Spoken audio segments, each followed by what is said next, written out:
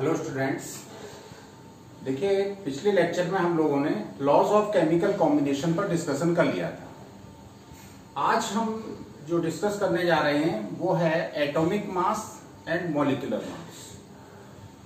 वैसे सुनने में तो बहुत सिंपल सी बात है कि एटॉमिक मास का मतलब हो गया एटम का मास, मॉलिक्यूलर मास का मतलब है मॉलिक्यूल का मास। रिप्रेजेंट किस में किया जाता है आप जनरली बता देते हैं एएमयू में। तो हम पहले डिस्कस करेंगे कि what are atoms, what are molecules. Atom क्या है, मॉलिक्यूल क्या है, फिर इनका जो मास है एटॉमिक मास या मॉलिक्यूलर मास वो एएमयू में क्यों रिप्रेजेंट किया जाता है, ये एएमयू है क्या, एटॉमिक मास यूनिट है क्या, किस तरह से एटॉमिक मास यूनिट को बनाया गया, और फिर एटॉमिक मास और रिलेटिव एटॉमिक मास ये क्या हैं, इनके बारे में आज हम लोग डिटेल में डिस्कस करेंगे।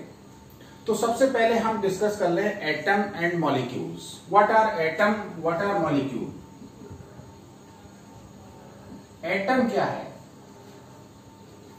तो एटम किसी भी एलिमेंट का स्मॉलेस्ट पार्टिकल है जो केमिकल रिएक्शन में पार्टिसिपेट करता है। किसी भी केमिकल रिएक्शन की एक यूनिट है और इसकी इंडिपेंडेंट एग्जिस्टेंस हो भी सकती है और नहीं भी। जैसे हाइड्रोजन है, इंडिपेंडेंट एग्जिस्टेंस नहीं है, H2 के फॉर्म में मिलेगा। ऑक्सीजन है, इंडिपेंडेंट एग्जिस्टेंस नहीं है, O2 के फॉर्म में मिलेगा। फास्फोरस है, P4 के फॉर्म में। नाइट्रोजन है, N2 के फॉर्म में। तो ये एटम्स की इंडिपेंडेंट एग्जिस्टेंस नहीं होती है, जबकि हीलियम है, He, नियॉन है, Ne, आर्गन, इनकी सबकी इंडिपेंडेंट एग्जिस्टेंस होती है। तो atom is the smallest particle of element and the unit of chemical reaction which may or may not independent existence. इस तरह से आप इसको डिफाइन कर लेंगे। डेफिनेशन लिख लीजिए, atom is the smallest particle of an element and a unit of chemical reaction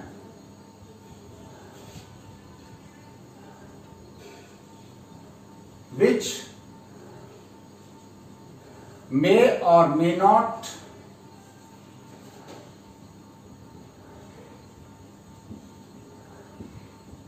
independent existence,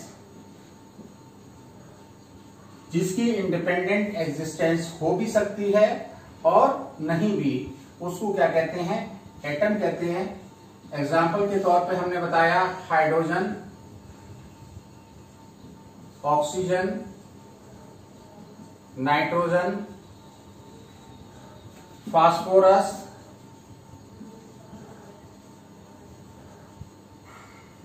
have not independent existence. इनकी इंडिपेंडेंट एग्जिस्टेंस नहीं है, जबकि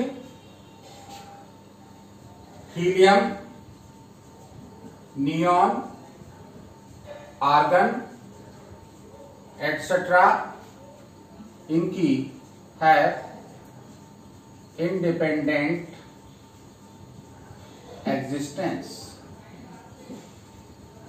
तो आपका ये एटम समझ गए होंगे, किसी भी एलिमेंट का वो स्मॉलेस्ट पार्टिकल है जो केमिकल रिएक्शन में तो पार्टिसिपेट हमेशा एटम ही करता है, मॉलिक्यूल नहीं करता है। जब भी मॉलिक्यूल आपका रिएक्शन में लिखा है तो वो पहले एटम्स में ब्रेक होगा और उसके बाद एटम रिएक्शन में पार्टिसिपेट करेगा, क्योंकि एटम जो है वो फ्री स्टेट में नहीं रह सकता और वो अपनी आउटर मोस्ट शेल को स्टेबल करने के लिए रिएक्शन करता है, दूसरे से केमिकली कंबाइन होता है। तो ये तो हो गया एटम। अब आता है व्हाट इज मॉलिक्यूल। तो मॉलिक्यूल क्या है, मॉलिक्यूल समझ लें।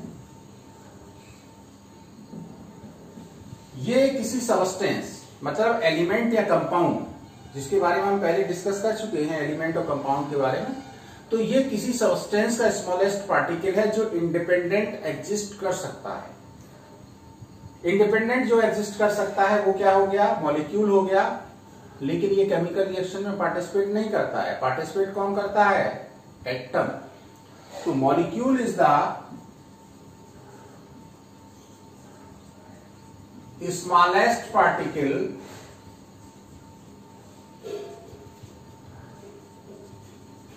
of a substance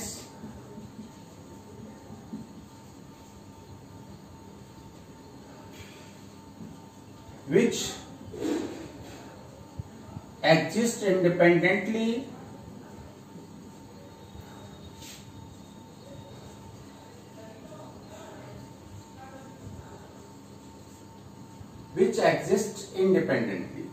जो इंडिपेंडेंटली एग्जिस्ट कर सकता है उसको क्या कहते हैं, मॉलिक्यूल। मॉलिक्यूल जो होते हैं वो दो या दो से ज्यादा एटम्स से मिलके बनते हैं। वो सेम टाइप के हो सकते हैं या डिफरेंट टाइप के।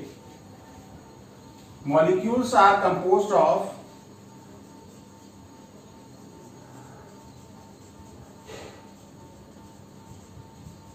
टू और more atoms of same or different type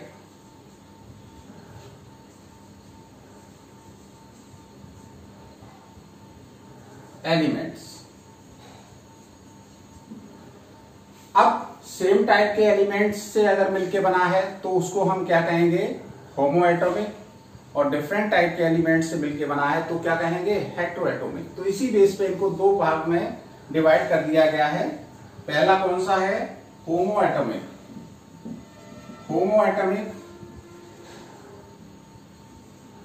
होमोएटॉमिक molecules are those molecules which are composed of only one type of element. एक ही तरह के एलिमेंट से मिलके बने होते हैं, वो कहलाते हैं होमोएटॉमिक। जैसे आपका एग्जांपल है HeO2, H2, N2, O3, P4, acid. अब ये आपके होमोएटॉमिक हैं, सेम टाइप के एलिमेंट से मिलके बने हैं। इसमें अगर केवल एक एटम से है बना हुआ मॉलिक्यूल तो इसको फर्दर डिवाइड कर सकते हैं मोनोएटॉमिक। ये सारे कैसे हैं, डाइएटॉमिक। ऐसे ये कैसा है, ट्राइएटॉमिक। ये कैसा है, टेट्राएटॉमिक। और ये कैसा है, ऑक्टाएटॉमिक। तो कितने नंबर ऑफ एटम्स प्रेजेंट है एक मॉलिक्यूल में, उसके बेस पे उसकी एटॉमिसिटी बताई जाती है। Number of atoms present in one molecule is called atomicity. तो होमोएटॉमिक मॉलिक्यूल्स का एग्जांपल ये हो गया। दूसरे टाइप की हो सकते हैं हेटेरोएटॉमिक मॉलिक्यूल। हेटेरोएटॉमिक मॉलिक्यूल किन्हें कहते हैं, जिनमें दो या दो से ज्यादा तरह के एलिमेंट आपस में कॉम्बिनेशन कर रहे हों। जैसे HCl, हाइड्रोजन और क्लोरीन दो एलिमेंट हैं। CO, CO2, H2O, NH3। तो ये जो मॉलिक्यूल हैं वो कैसे हैं, हेटेरोएटॉमिक मॉलिक्यूल हैं। तो मॉलिक्यूल इनमें भी एटॉमिसिटी देते हैं, इसकी 2 है, इसकी भी 2 है, इसकी 3 है, इसकी 3 है, इसकी 4 है। तो इस तरह से एटम और molecule, atom smallest particle of element, molecule smallest particle of substance. Atom can participate in chemical reaction, molecule cannot participate in chemical reaction. First of all, it dissociate into atoms and then atoms participate in the chemical reaction. तो सबसे पहले इसको note कर लीजिए।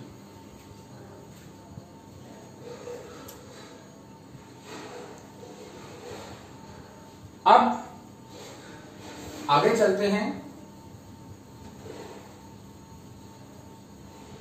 Atom molecule आपका हो गया। अब हम पहले रिलेटिव एटॉमिक मास, ये क्या है इसके बारे में स्टडी करेंगे और कैसे निकाले जाते हैं। तो सबसे पहले बात आती है रिलेटिव एटॉमिक मास। देखिए, जो एटम्स होते हैं वो बहुत ही हल्के पार्टिकल्स होते हैं। इतने हल्के पार्टिकल्स होते हैं कि इनके मास को हम ग्राम या मिलीग्राम में भी रिप्रेजेंट करेंगे तो इनके लिए बहुत बड़ी यूनिट होगी और इसको हम उसमें रिप्रेजेंट नहीं कर सकते। जैसे हम आपसे पूछें कि ये आपने कोई ईयर रिंग पहने रखी है या आपने कोई रिंग पहने रखी है, तो कितने टन की आपने ईयर रिंग या रिंग पहन रखी है, तो आपको थोड़ा सा अजीब सा लगेगा कि भाई टन और कुंतल में तो हम रिंग नहीं पहन सकते। हो सकता है उसका वेट आप टन और कुंतल में रिप्रेजेंट कर देंगे, लेकिन ये बहुत बड़ी यूनिट्स हैं। इसी तरह से हम एटम्स का जो मास है वो किसमें, ग्राम और किलोग्राम में रिप्रेजेंट नहीं कर सकते। तो इसलिए क्या किया गया, साइंटिस्ट ने ये सोचा कि इनके मासेस को निकालने के लिए हम क्या करें। इनके मासेस को निकालने के लिए हम एक यूनिट बनाएं और वो किसी से कंपेयर करें। तो जो एटम का मास किसी से कंपेयर करके बनता है वो कहलाता है उसका रिलेटिव एटॉमिक मास। सपोज करिए ये हमारा ये जो मार्कर है इसका मास हम मान लें 1 पाई। कितना मान लें, 1 पाई। और सपोज करिए अगर हम इससे 1000 टाइम्स हैवियर हैं तो हमारा मास कितना हो गया, 1000 पाई। कोई बुक इससे 500 टाइम्स या 200 टाइम्स हैवियर है तो वो कितना हो गया, 200 पाई। तो इसी तरह से हमने एटम्स के मास को मेजर करने के लिए एक जो यूनिट बनाई है वो बनाई है AMU। और कितना मास 1 AMU कहा जाएगा, इसके लिए पहले अलग अलग यूनिट, पहले हाइड्रोजन को स्टैंडर्ड माना गया और हाइड्रोजन के आइसोटोप प्रोटियम का एटॉमिक मास साइंटिस्ट ने मान लिया 1 AMU, एटॉमिक मास यूनिट। फिर ये देखा कि हाइड्रोजन से कंपेयर करके देखा कि कोई एटम हाइड्रोजन के एक एटम से कितने टाइम्स हैवियर है, वो उसका रिलेटिव एटॉमिक मास हो गया। उसके बाद कुछ साइंटिस्ट ने कहा कि इसमें और भी आइसोटोप होते हैं, हाइड्रोजन के साथ मिक्सअप होते हैं, तो उन्होंने फिर ऑक्सीजन का आइसोटोप लिया और उसका मास कितना माना, 16 AMU। और उसका 1/16 पार्ट मान लिया 1 AMU। लेकिन फाइनली IUC, ये IUC क्या है, IUC आपके क्लास में पढ़ने वाली स्टूडेंट का नाम नहीं है। IUC है इंटरनेशनल यूनियन ऑफ केमिस्ट्स। तो इस इंटरनेशनल यूनियन ऑफ केमिस्ट्स ने सबसे पहले एक स्टैंडर्ड माना C12, कार्बन 12 आइसोटोप का जो मास था वो 12 AMU मान लिया और कहा कि इसका 1/12 पार्ट कहलाएगा 1 AMU। तो 1 AMU इक्वल कितना हो जाएगा, 1/12 into mass of an atom of C12, ये कहलाया 1 AMU। तो कार्बन 12 के 12 पार्ट से किसी भी एटम को कंपेयर करेंगे कितना हैवियर है, वो कहलाएगा उसका रिलेटिव एटॉमिक मास। जैसे ऑक्सीजन कार्बन के 1/12 पार्ट से 16 टाइम्स अगर हैवियर है तो उसका मास, रिलेटिव एटॉमिक मास हो गया 16 AMU। आजकल AMU को U से भी रिप्रेजेंट करते हैं, यूनिफाइड मास। तो relative atomic mass of any element is that number which tells us that how many times of an atom of that element is heavier than that of 1/12 mass of C12 atom। तो इसको define कर लीजिए। Relative atomic mass को कैसे define करेंगे? The relative atomic mass of an element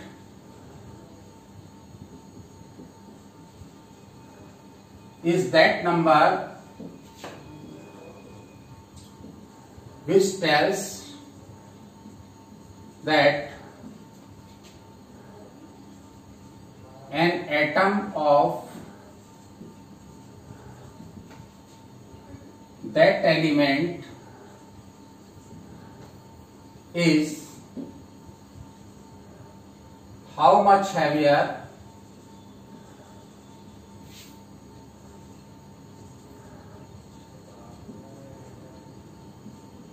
than one atom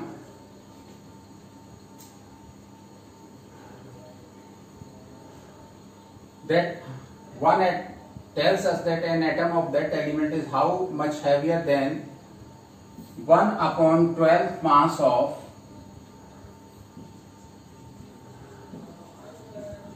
C12 atom। समझ गए होंगे कि 1/12 मास कार्बन 12 से कोई एलिमेंट का एक एटम कितने टाइम्स हैवियर है, वो कहलाएगा उसका रिलेटिव एटॉमिक मास। इसका मतलब हम रिलेटिव एटॉमिक मास कैसे निकालेंगे? Relative atomic mass equal mass of an atom of that element, जिसका भी निकालना चाह रहे हैं, अपॉन 1/12 मास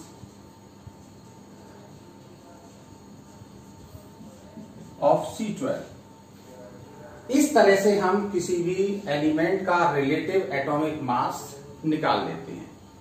रिलेटिव एटॉमिक मास किस में एक्सप्रेस किया जाता है? AMU में। तो यहां नोट में लिख लीजिए, relative atomic mass of element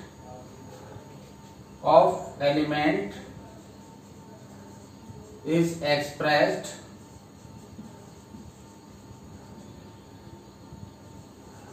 in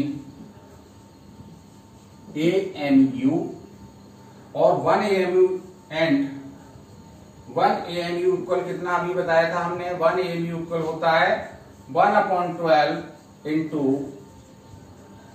mass of C12 isotope. तो इस तरह से हमने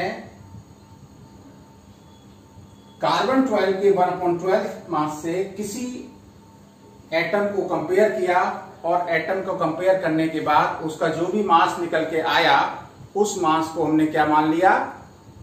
1 AMU। और सॉरी, कार्बन 12 के 12 मास से हमने कंपेयर किया तो वो 1 AMU हो गया। 1 AMU से कोई एलिमेंट कितने टाइम्स हैवियर है उतने AMU उसका हो गया रिलेटिव एटॉमिक मास। जैसा हमने आपको बताया था कि आजकल हम AMU को हम U भी बोलते हैं। U का मतलब होता है यूनिफाइड मास।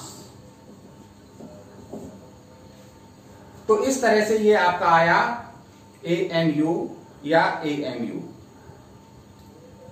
अब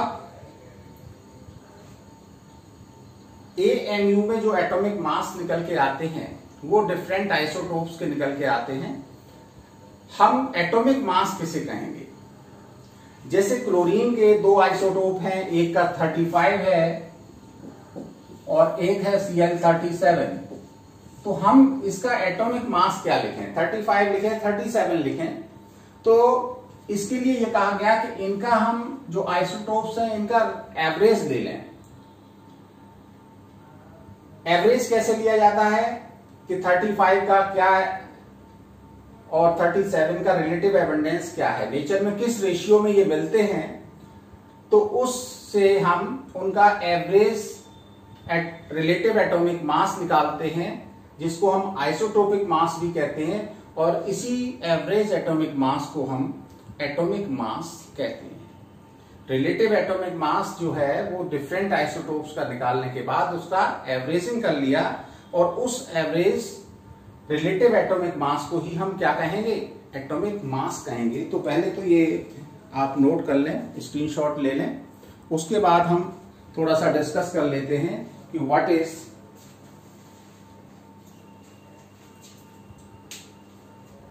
आइसोटोपिक मास और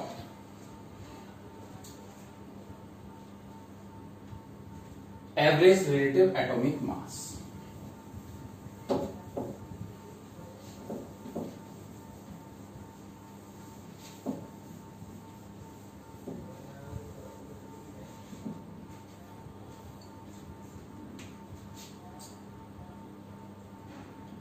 आइसोटोपिक मास और एवरेज रिलेटिव एटॉमिक मास, इसी को हम कहते हैं एटॉमिक मास। तो जैसा हमने बताया कि जो एक एलिमेंट के एक से ज्यादा आइसोटोप हो सकते हैं और उन आइसोटोप्स के atomic mass, relative atomic masses different होते हैं, तो उसका एवरेज रिलेटिव एटॉमिक मास कैसे निकालेंगे। Suppose M1, M2 and M3 are relative atomic mass of isotopes and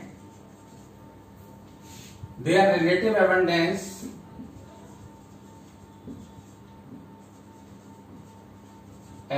माने उनका उपलब्धता रेशियो नेचर में क्या है, is x1, x2, x3।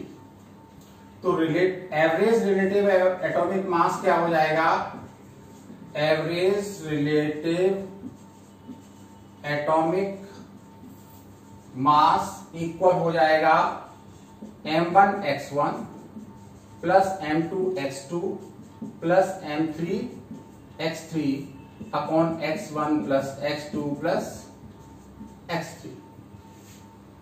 M1, M2, M3 क्या है, जो डिफरेंट आइसोटोप्स हैं उनके रिलेटिव एटॉमिक मासेस हैं। x1, x2, x3 क्या है, उनकी रिलेटिव एबंडेंस है, उनका परसेंटेज भी हो सकता है, रेशियो भी हो सकता है। तो इस तरह से हम एवरेज रिलेटिव एटॉमिक मास निकाल लेते हैं और इसी को कहते हैं हम एटॉमिक मास। एग्जाम्पल के तौर पर ले लें, Cl35 and Cl37 are two isotopes in nature and are present in ratio 3:1. Then what will be the average relative atomic mass? Average relative atomic mass of chlorine equal क्या हो जाएगा, 35 into 3 plus 37 into 1 upon 3 plus 1। तो ये हो गया 105 plus 37 upon 4, 142 upon 4, ये आ गया 35.5 U। हम जब भी न्यूमेरिकल्स करते हैं तो आपने याद कर रखा है कि हम क्लोरीन का एटॉमिक मास 35.5 लेंगे। तो ये 35.5 कैसे आया, ये आया दोनों जो आइसोटोप्स थे उनका एवरेजिंग करने के बाद। तो इस तरह से हम एवरेज रिलेटिव एटॉमिक मास निकालते हैं, और एवरेज रिलेटिव एटॉमिक मास निकालने के लिए हम उनकी एबंडेंस को एटॉमिक मास से मल्टीप्लाई करके सम कर लेते हैं, और टोटल उनका परसेंटेज क्या है या रेशियो क्या है उसको जोड़ के उससे डिवाइड कर देते हैं। तो इसलिए हम एटॉमिक मास ऑफ क्लोरीन कितना लिखते हैं 35.5 U। तो इस तरह से आप समझ गए होंगे कि अगर एक से ज्यादा आइसोटोप हैं तो सभी आइसोटोप्स का रिलेटिव एटॉमिक मास और उनकी रिलेटिव एबंडेंस उपलब्धता पता होनी चाहिए। उससे हम एवरेज रिलेटिव एटॉमिक मास निकाल लेते हैं, और इसी को हम कहते हैं एटॉमिक मास।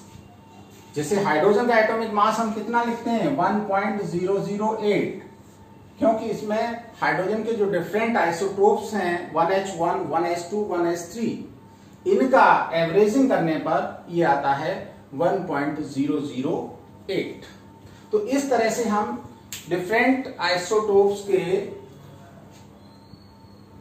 एटॉमिक मासेस से एवरेज रिलेटिव एटॉमिक मास निकालते हैं। अब हमें क्या करना है, हमें एक टेबल बनानी है किसकी, एवरेज रिलेटिव एटॉमिक मासेस की। हम कुछ आपको बताए दे रहे हैं और उनसे आप शेष एलिमेंट्स की एवरेज एटॉमिक मासेस के लिए आप एक टेबल बना लें, और उसको आप क्या करें, अपनी जो रूम है, रीडिंग रूम है, उसमें उसकी कम से कम 30 एलिमेंट्स की रिलेटिव एटॉमिक मासेस की टेबल बना लीजिए, और उसको आप बाय हार्ट कर लीजिए, जो आपके क्वेश्चंस में काम आएगी। तो हम पहले देखते हैं atomic number, name of element,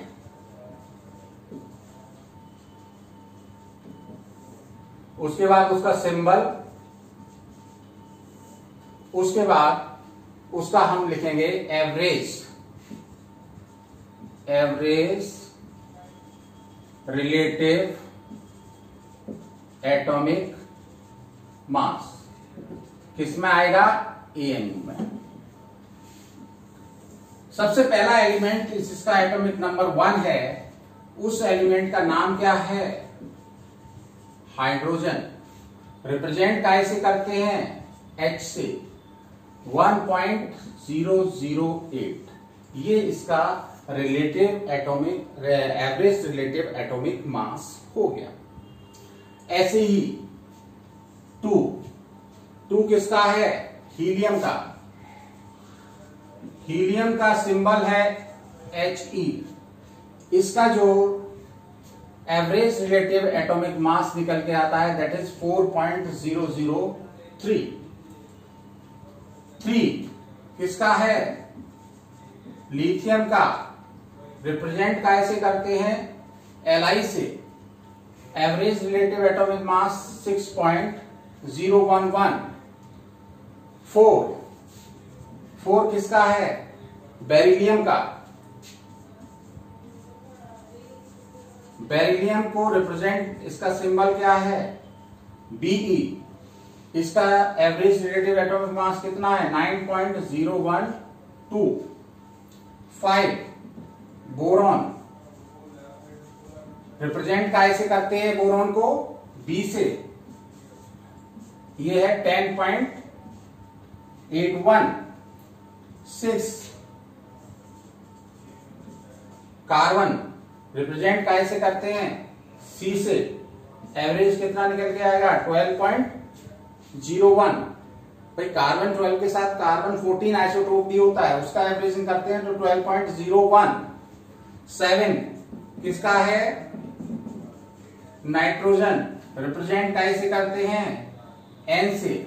इसका जो एवरेज निकल के आता है वो है 14.01। 8 ये है ऑक्सीजन। ऑक्सीजन को रिप्रेजेंट कैसे करते हैं, O से। ये आता है 15.99। इसके बाद 9 ऑक्सीजन के बाद 9th नंबर है फ्लोरीन। फ्लोरीन रिप्रेजेंट कैसे करते हैं? F से। इसका कितना निकल के आता है? 19। 10 किसका है? नियोन का। नियोन का सिंबल है Ne। रिप्रेजेंट कैसे वो इसका एवरेज 20.18। अगर हम अप्रोक्स देखें इनके मासेस, अप्रोक्स मासेस हम जनरली लिख देते हैं 1, इसको लिख देते हैं 4, इसको 6, इसको 9, इसको 11, इसको 12, इसको 14, इसको 16, इसको 19, इसको 20। तो इस तरह से हम ये अप्रोक्स मासेस यूज कर लेते हैं कभी कभी, लेकिन ये actual average relative atomic masses हैं और इन्हीं को हम एटॉमिक मासेस कहते हैं। हम किसी पर्टिकुलर आइसोटोप के मास को एटॉमिक मास नहीं कहेंगे, जबकि बल्कि जितने भी आइसोटोप्स हैं उन सभी के एटॉमिक मासेस का, रिलेटिव एटॉमिक मासेस का एवरेजिंग करने से जो आता है mass, that is called atomic mass. तो इस तरह से आप क्या करेंगे, अब आगे आप चाहें तो पीरियोडिक टेबल में इनके relative average relative atomic masses लिखे रहते हैं, तो आप आगे 30 तक इस तरह की टेबल तैयार कर लेंगे और उनको आप अपने नोट्स में भी रखेंगे और एक आप अपने सामने भी रखेंगे, जिससे आपको क्या होगा, इनके एटॉमिक नंबर भी याद हो जाएंगे और अप्रॉक्स रिलेटिव एटॉमिक मासेस कितने होते हैं वो भी याद हो जाएंगे। तो आज के लिए आपका यही वर्क है कि आप इनको रिवाइज करते हुए इनकी एक टेबल तैयार करें। Thank you.